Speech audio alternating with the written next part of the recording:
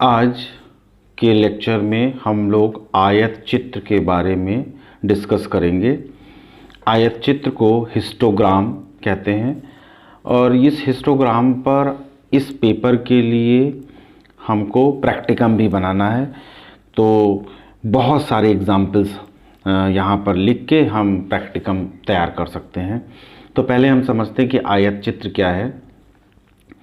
आयत चित्र का तात्पर्य उस रेखा चित्र से है जिसमें आवृत्तियों को खड़े हुए आयतों के द्वारा प्रदर्शित करते हैं। वर्टिकल रेक्टेंगल्स बनाते हैं हम।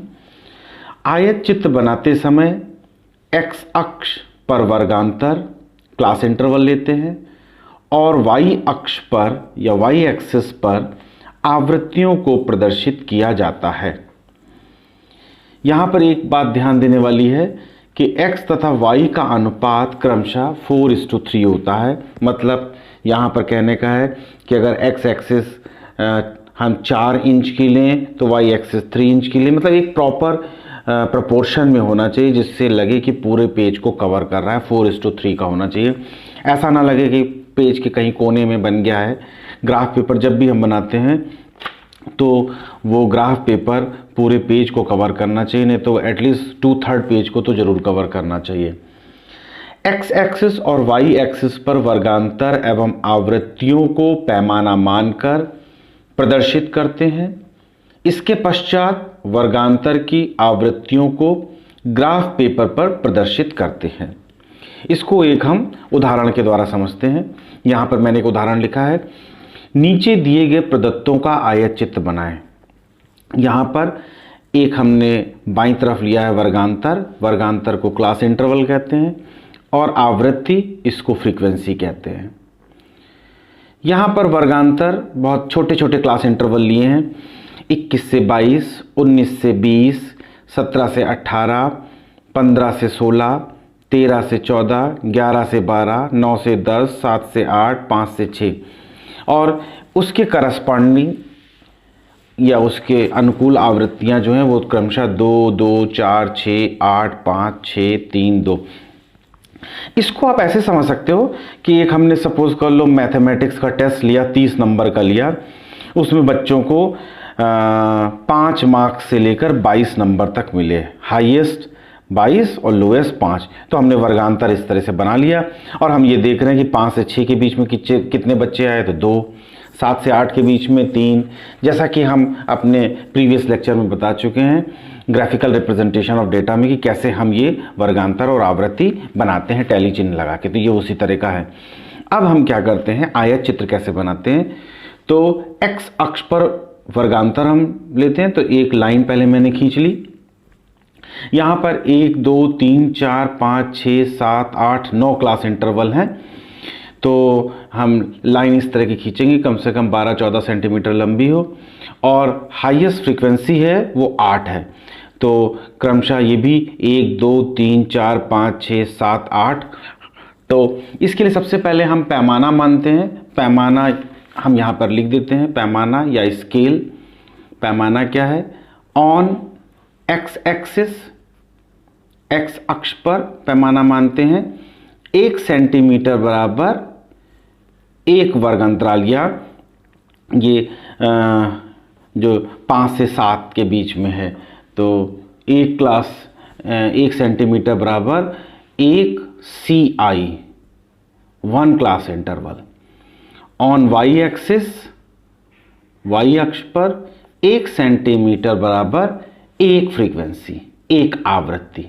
ये हम पैमाना मान, इसको कोई ज़रूरी नहीं है आपका पेपर ग्राफ पेपर बड़ा है तो वाई अक्ष पर 2 सेंटीमीटर बराबर 1 फ्रीक्वेंसी ले सकते हो, या आयत भी हम 2 सेंटीमीटर बराबर 1 क्लास इंटरवल ले सकते हैं। ये जैसा भी हमारे पास उपलब्ध स्पेस हो उस हिसाब से हम करते हैं।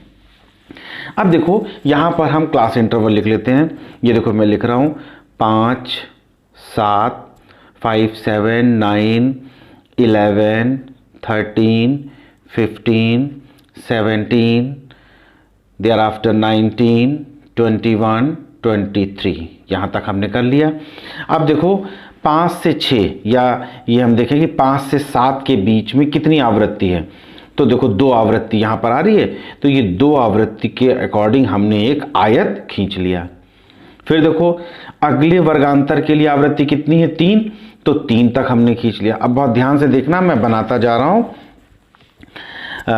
नीचे से चल रहे 9 से 10 वाला जो है, या ये इसको 9 से 11 के बीच में कितनी आवृत्ति आ रही है, तो आ रही है कितनी आ रही है, 9 से 10 के बीच में 6 आ रही है। तो 6 सेंटीमीटर तक हम आयत को खींचेंगे। ये देखो मैंने 6 सेंटीमीटर तक खींच दिया।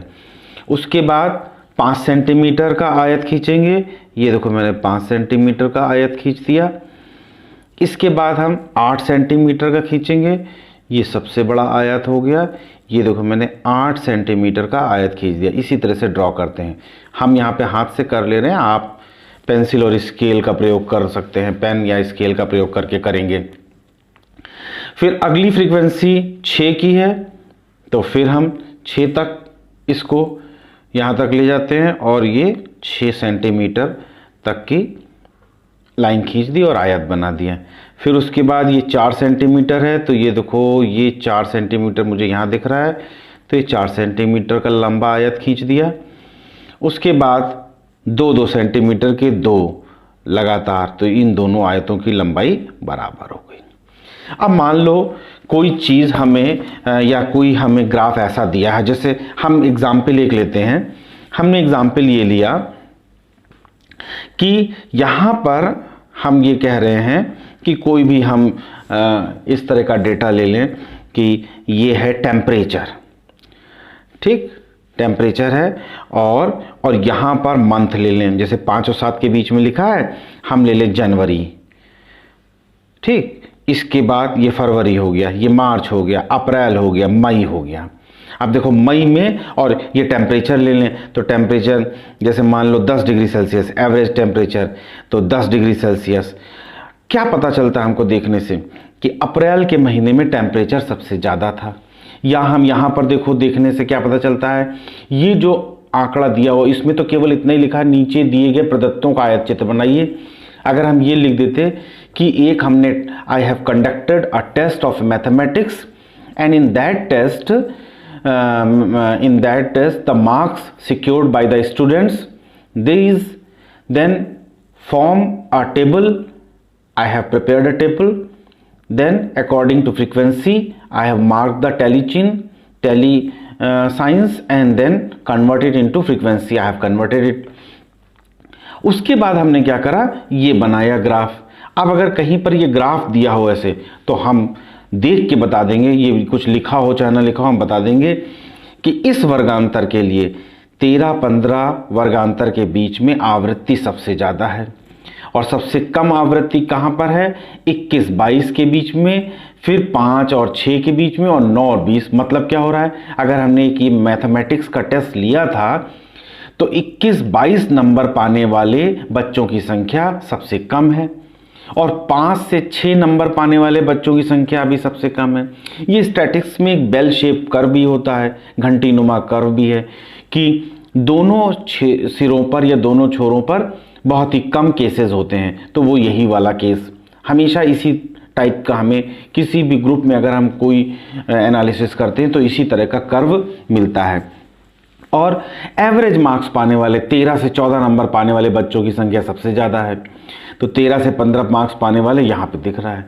तो ये आयत चित्र का क्या कहते हैं पर्पज़ होता है कि आयत चित्र को देख के हम उसकी एनालिसिस कर सकते हैं, जान सकते हैं। अब आप लोग क्या करना कि जैसे अगर प्रैक्टिकल पर्पस से बनाना है तो ये एक हमने बना दिया है, आप इस तरह के बहुत सारे केसेस ले सकते हो। किसी भी राज्य का जैसे जीडीपी निकाल सकते हो, इसके हिसाब से जीडीपी में कन्वर्ट करके, जैसे ये क्लास इंटरवल है, मान लो हम यहाँ पर स्टेट के नाम लिख लें, ये उत्तर प्रदेश हो गया, महाराष्ट्र हो गया, तमिलनाडु हो गया, और यहाँ पर हम जीडीपी ले लें, तो सबसे ज़्यादा जीडीपी किसकी है, मान लीजिए वैसे वर्तमान में सबसे ज़्यादा जीडीपी महाराष्ट्र राज्य की है, तो महाराष्ट्र की हो गई। हम जीडीपी को कर सकते हैं, पर कैपिटा इनकम का प्लॉट कर सकते हैं, भारत का जो बजट बना है उसको प्लॉट कर सकते हैं, या किसी भी तरह से लखनऊ विश्वविद्यालय का रिजल्ट परफॉर्म हुआ है किसी पर्टिकुलर सब्जेक्ट में हम कर सकते हैं। लखनऊ विश्वविद्यालय से एफिलिएटेड जितने कॉलेजेस हैं उनका रिजल्ट क्या रहा, इस आयत चित्र के माध्यम से कर सकते हैं। तो विभिन्न एग्जाम्पल्स को लेकर आप एक पूरा प्रोजेक्ट इस पर तैयार कर सकते हैं बहुत विस्तृत रूप में। और ये भी जो पार्ट है हिस्टोग्राम का, ये भी कॉम्पिटिटिव एग्जामिनेशन के लिए बहुत इंपॉर्टेंट होता है। एक आध क्वेश्चन जरूर पूछे जाते हैं कि एनालिसिस करिए। वर्तमान में अगर एमसीक्यू आता है तो वो इसी तरह का आएगा कि क्वेश्चन दिया रहेगा और केवल इतना ही पूछा जाएगा कि बताइए दिए गए प्रदत्त में किस वर्गांतर के लिए आवृत्ति सबसे ज़्यादा है। तो आंसर होगा 13 से 15 के बीच में, या यहाँ पर जो लिख रहा है 13 से 14 के बीच में आवृत्ति सबसे ज़्यादा है। तो ये इस तरह से, इसमें कंफ्यूज मत होना कि 5 से 6 हम लोग उसको 5 से 7 ले लिया, 7 से 9 इस तरह का ले लिया, मिनिमम वाला बनाने के लिए इस तरह से ले लिया है। तो ये आयत चित्र आज ख़त्म होता है। कल या नेक्स्ट उस पर हम बताएंगे कि आवृत्ति बहुभुज क्या होता है। ये छोटी छोटी चीज़ें, आवृत्ति बहुभुज क्या है ये बताएंगे, और फिर ये वाला भी चैप्टर ख़त्म हो जाएगा। तो आयत चित्र से संबंधित अगर कोई क्वेरी हो तो आप लोग चैट बॉक्स में या अपनी क्वेरी बताइएगा हमें। फ़िलहाल इसको हम ख़त्म करते हैं। चैनल को सब्सक्राइब करिए और लाइक करिए। धन्यवाद।